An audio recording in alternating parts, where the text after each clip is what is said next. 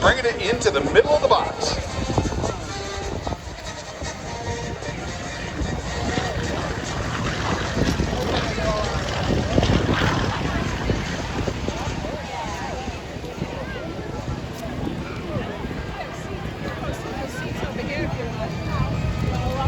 The heyday of barnstorming really began at the end of World War I. Wow. Young men returning home with a new set of skills in the air and a new sense of adventure couldn't imagine going back to their mundane lives in the factories and fields.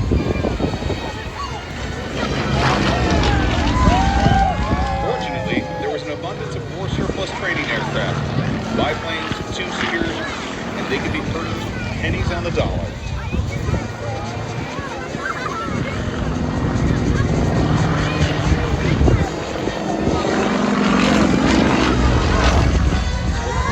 These restless airmen would travel the nation, landing in farm fields of the outskirts of town and selling rides.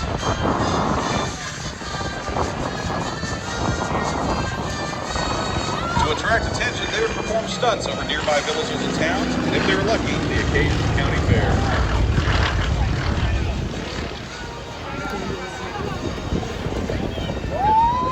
Skydiving, wing and aerial aerobatics was the stock of the trade for these daring young men and women of the golden age of barnstorming.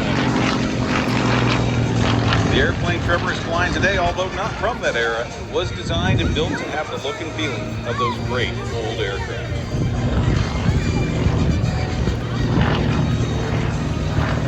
Designed by master aerobatic biplane designer Curtis Pitts, the Model 12 is the final type in a long line of history-making biplanes, engineered specifically for that big Russian radial engine, the 360 horsepower Beninayev M14. You see, these engines became widely available to the Western world after the dissolution of the Soviet Union in 1991. The M14 powered everything, from electric generators to helicopters in the Soviet Union, and its power-to-weight ratio made it desirable to support aircraft builders here in North America. Now, unlike the RB-8 you saw earlier, this is not a kit airplane. Trevor built this airplane from raw material. It took him 3.5 years of late nights and dedication, and includes some custom ideas of his own.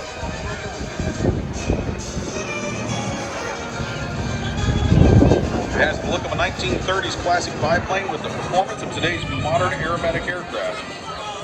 What a beautiful sound she makes.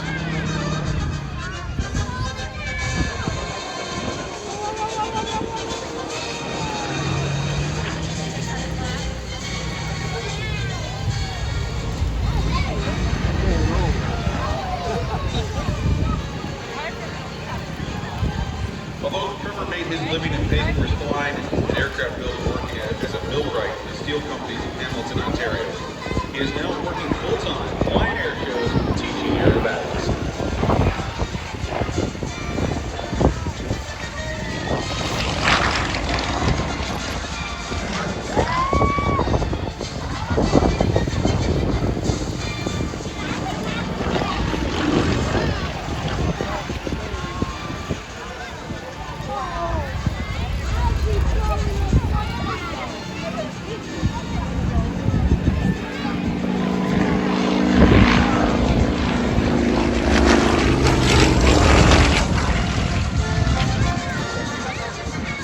Just like our friends at Aviators, Trevor says you can always learn to fly. He still has the skills of a millwright, but prefers the skills of being a pilot and an aerobatic performer here for you today.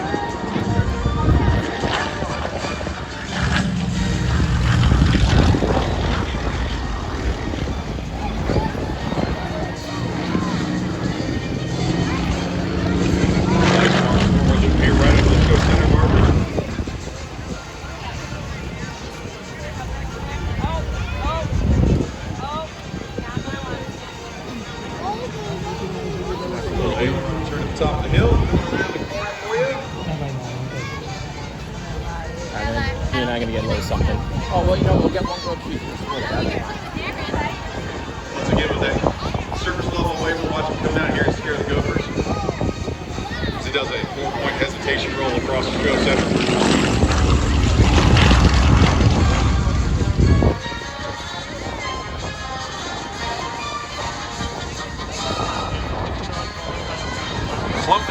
there at the top of the hill. Trade that altitude for airspace. When he gets down the bottom of the hill, he can pull back on the stick. Get a little inverted push over the top.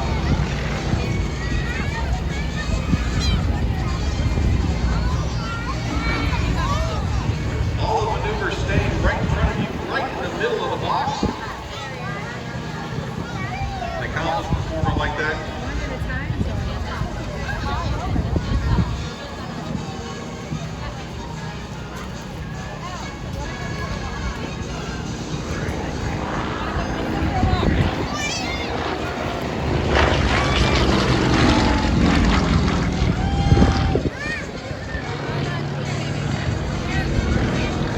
Right at the top there, little hammerhead pushover. Coming down the hill inverted because, well, flying upside down is more fun than flying right side up. Y'all heard that phrase, because I was inverted? Well, there he was.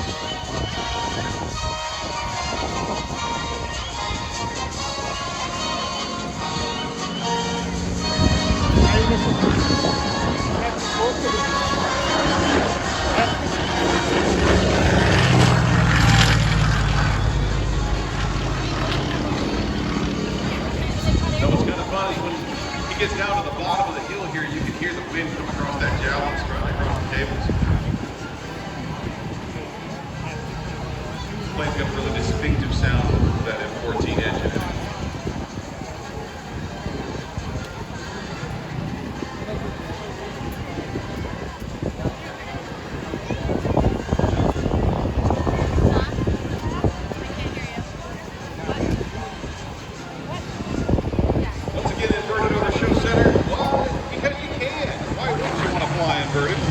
Take a good look at the crowd.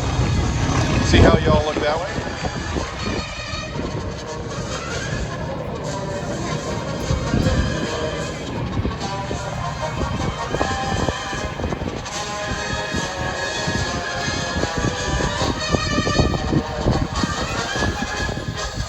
All right, get your cameras ready. This will be Trevor's last pass before he sets up to land for us.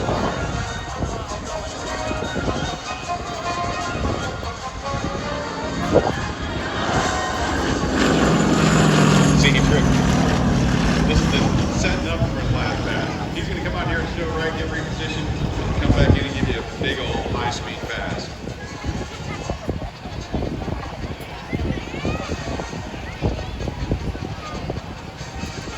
Now, all things being equal, and our communication correct, this will be Trevor's last pass. Here he comes. Show right to left. Turning that smoke on, flying the fuselage, little knife edge flight for you right there. And that beautiful Curtis Pitts Model 12.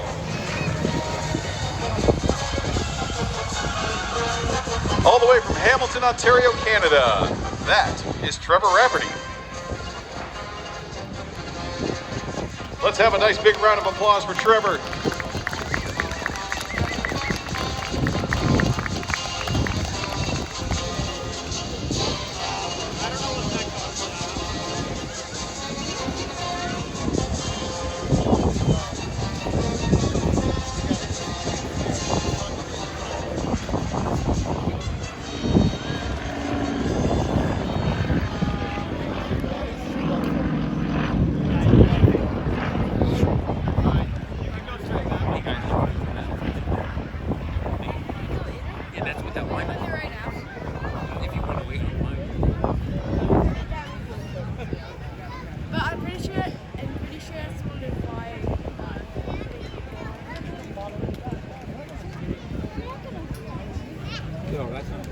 So we're within 120 seconds of the skydivers from Misty Blues joining us here on Earth again.